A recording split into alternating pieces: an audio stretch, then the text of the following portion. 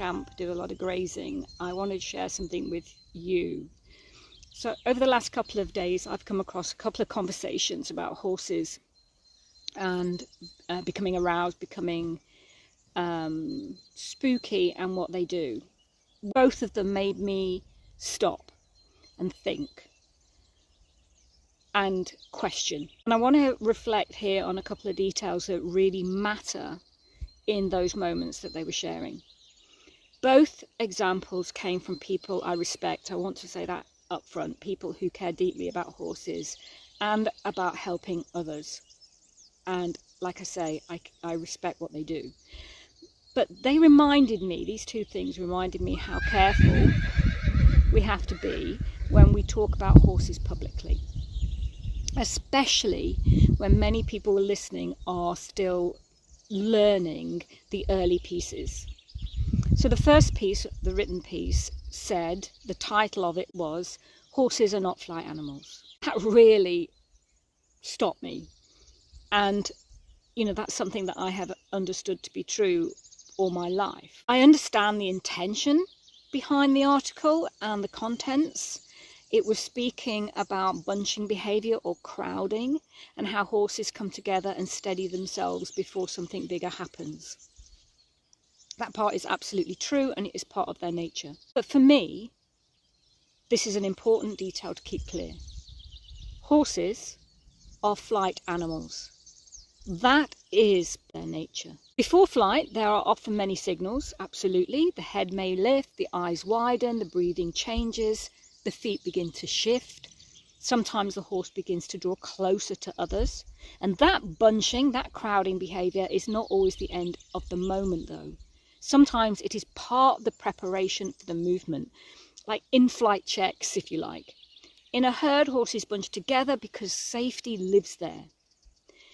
When they're with us, when we are standing with our horses and concern begins to rise, sometimes the horse will also move closer to us.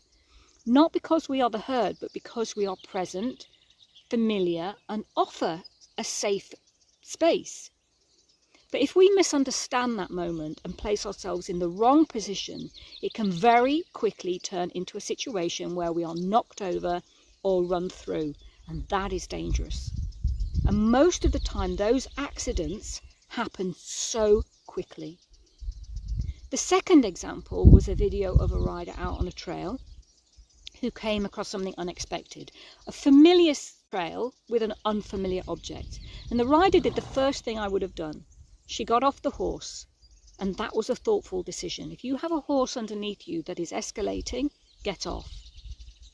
Then she began to show the horse the object, move towards it, allowing curiosity to begin replacing the concern. Again, that is a brilliant piece of horsemanship. The thing that made me pause was the positioning. She had placed herself between the horse and the direction the horse would most likely move if the pressure became too much. So it was rider, horse, object.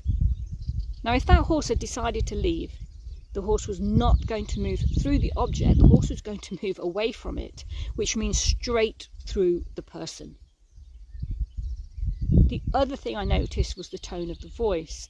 There was quite a lot of high-pitched narration, almost like the horse was speaking for themselves. Really cute. But cute in those situations is not going to keep you safe. Horses are not really listening to the words we say. They are reading the breathing, the rhythm, the tone.